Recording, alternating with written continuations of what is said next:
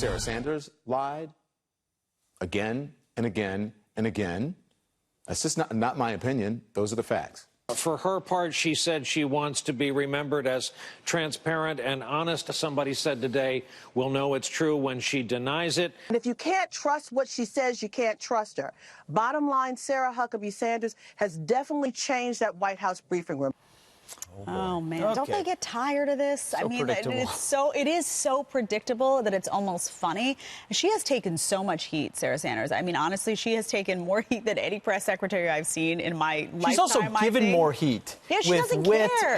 and passion and sophistication. She's done such a nice job representing You this think about how she was treated at that White House Correspondents' Dinner a couple years ago. We talked about it on the show. It was disgusting. What I love about her, though, is her reaction. She doesn't seem offended. She's just like, you know what? I'm here to do a job. I don't care about what you people have to say about me. I don't want to go to your parties. Yeah, I don't really care about being liked by you. But it's interesting to see the reaction.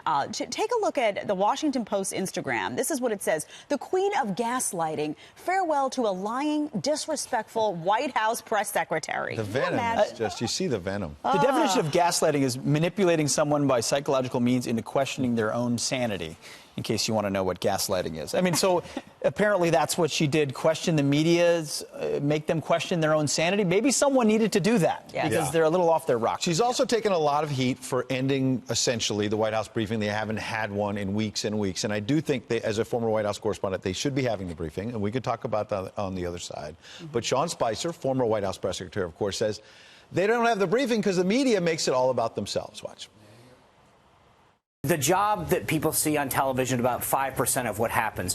There is a facilitation of access and interviews to other government officials, to information that's coming in and out of the White House, whether it's personnel, events, or policies. This president has been so much more accessible and engages so much more. I think the briefings serve a utility. Sarah and the rest of the press team should continue with whoever fills this role to engage in the press. They just want it in a briefing room where they can make it about them. When the camera's just focused on her and it's not about them, they don't like it as much because it doesn't work well for their cable contracts and their YouTube views and things like that. Yes, but Democratic and Republican administrations took the heat at that podium and were held accountable.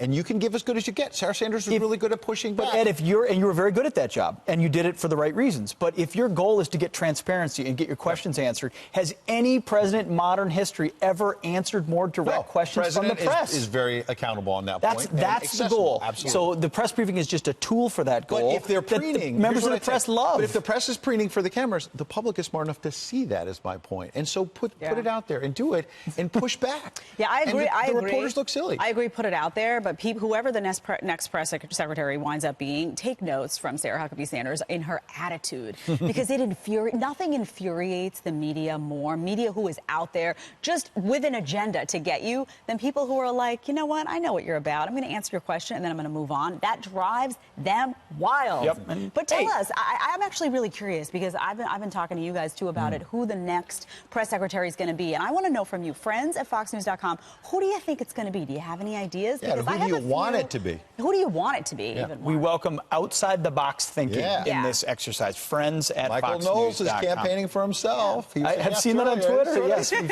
all fun with it. We've all seen the names. We want more.